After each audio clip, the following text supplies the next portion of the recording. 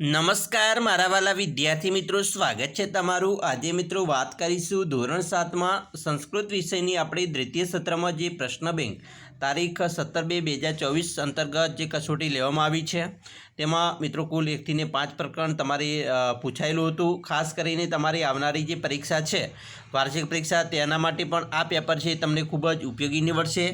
તો ચાલો વિદ્યાર્થી મિત્રો, તમારા પ્રશ્ન બેંકમાં કેવા કેવા પ્રશ્નો પૂછાયેલા છે તેનું સંપૂર્ણ ચર્ચા સાથે સોલ્યુશન કરીશું।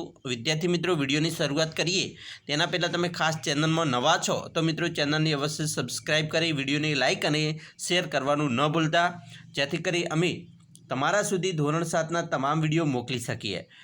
વિદ્યાર્થી મિત્રો, પ્રશ્ન નંબર 1 છે જેની અંદર તમને વાક્યનું શ્રુતલેખન કરવાનું કહેલું છે, જેમાં ગમે તે 5 મિત્રો વાક્ય તમારે શ્રુતલેખન કરવાના છે। તમારી આવનારી વાર્ષિક પરીક્ષામાં પણ મિત્રો તમને અહીંયા શ્રુતલેખન પૂછાશે। શ્રુતલેખનનો મતલબ થાય છે જેવું છે તેવું જ લખવાનું છે, વિરામચિહ્નની ભૂલ કર્યા વગર।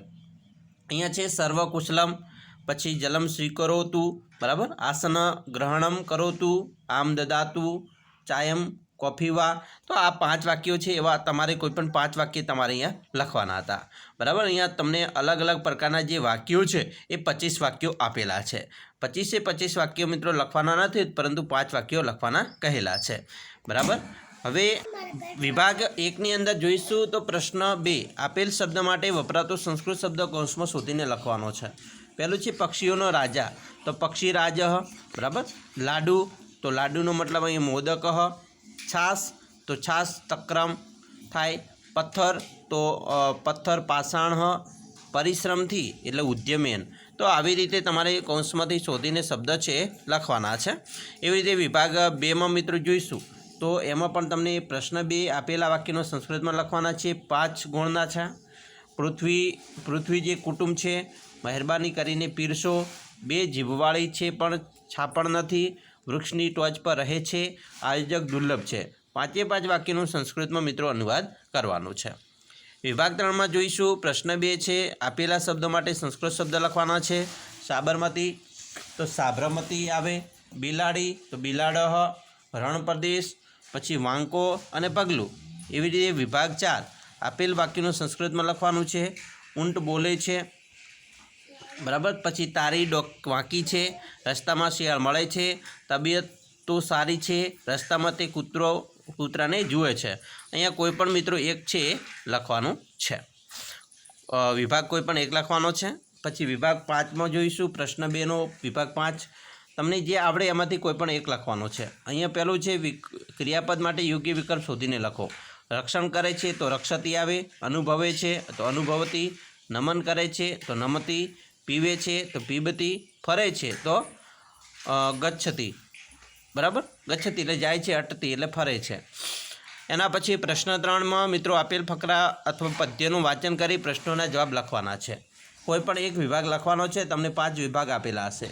વિભાગ પહેલો છે તેમાં તમે મિત્રો જોઈશો એક ઉષ્ટ્રહસ્તી ઊંટવાળો જે પ્રશ્ન છે, ફકરો છે એ પૂછેલો છે, એની નીચે મિત્રો 5 પ્રશ્નો છે, ઉપરલા 5 પ્રશ્ન ઉપરલા વિભાગમાંથી જોઈને લખવાના છે। એવી રીતે વિભાગ 2માં મિત્રો પણ તમને પૂછેલો છે, બરાબર। પછી ત્રીજો વિભાગ છે એમાં પદ્યમાંથી પૂછેલો છે, નીચે 5 પ્રશ્નો છે, એના જવાબ તમારે ઉપરનામાંથી શોધીને લખવાના છે। વિભાગ 4 છે, બરાબર, એમાં પણ ફકરો આપેલો છે। વિભાગ 5 છે એમાં પણ એક એસહ કાકહ, બરાબર, કકડાવાળો જે કાગડું છે એનો તમને પાઠમાંથી પૂછેલો છે। તો અહીંયા કોઈ પણ એક વિભાગ લખવાનો થાય। વિભાગ 4માં મિત્રો ઉદાહરણ અનુસાર વાક્યો અથવા શબ્દોને પરિવર્તિત કરવાનું છે, કોઈ પણ એક વિભાગ લખવાનો છે। તમે અહીંયા જોશો વિભાગ 1માં જોઈએ તો વૃક્ષવાસી, તો એને વનવાસી કહેવાય। દંતહીન, એવી રીતે એને સૂત થાય, બરાબર। ત્રિનેત્રધારી, શિલાભક્ષી, શૂલપાણી અને પક્ષીરાજ, તો એનું મિત્રો તમારે ઉદાહરણ પ્રમાણે લખવાનું થાય। વિભાગ 2માં મિત્રો જોઈશું તો અહીંયા ઉદાહરણ છે કિંચિત તક્રમ આવશ્યક્યમ, તક્રમ, બરાબર, તો અહીંયા તક્રમનો ઉપયોગ કરીને વાક્ય બન્યું છે। તો એવી રીતે જલમ, દુગ્ધમ, દાલમ, વ્યંજનમ અને ઓદનમ, આનો ઉપયોગ કરીને આપણે વાક્ય બનાવવાનું થાય। વિભાગ 3માં નમ તો નમંતી થાય, ખાદ તો ખાદંતી, લીખ તો લિખંતી, વદ તો વદંતી, ક્રીડ તો ક્રીડંતી અને પઠ તો પઠંતી, તો આવી રીતે લખી શકાય। વિભાગ 4માં જોઈએ તો સિંહ તો સિંહસ્ય, તો વાનર તો વાનરસ્ય, પર્વત તો પર્વતસ્ય, ગજ તો ગજસ્ય, ઉષ્ટ તો ઉષ્ટસ્ય, દેવ હતો દેવસ્ય. શ પ્રત્યય લગાવવાનો છે.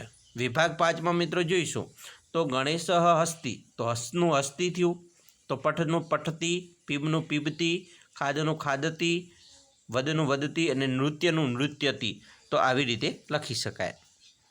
પ્રશ્ન 5માં મિત્રો જોઈએ તો નીચે આપેલા સુભાષિત અને કાવ્ય પંક્તિ પૂર્ણ કરવાની છે, ગમે તે 2. અહીંયા તમારે મિત્રો ખાસ 5 ગુણમાં પૂછેલું છે, એટલે કે અઢી ગુણમાં તમને કોઈ પણ 2 લખવાની છે. તો અહીંયા તમારે અલગ અલગ પંક્તિઓ આપેલી છે, એ તમારે પંક્તિઓ પૂર્ણ કરવાની મિત્રો થાય છે. તો આવી રીતે તમારી પરીક્ષામાં પણ મિત્રો પૂછી શકે છે, આવનારી વાર્ષિક પરીક્ષામાં. તો અમે આશા રાખીએ છીએ તમને આપણો આ વિડીયો છે ખૂબ જ ગમ્યો હશે. ને વિડીયો ગમ્યો હોય તો મિત્રો લાઇક, શેર અને સબસ્ક્રાઈબ કરવાનું પણ ન ભૂલતા.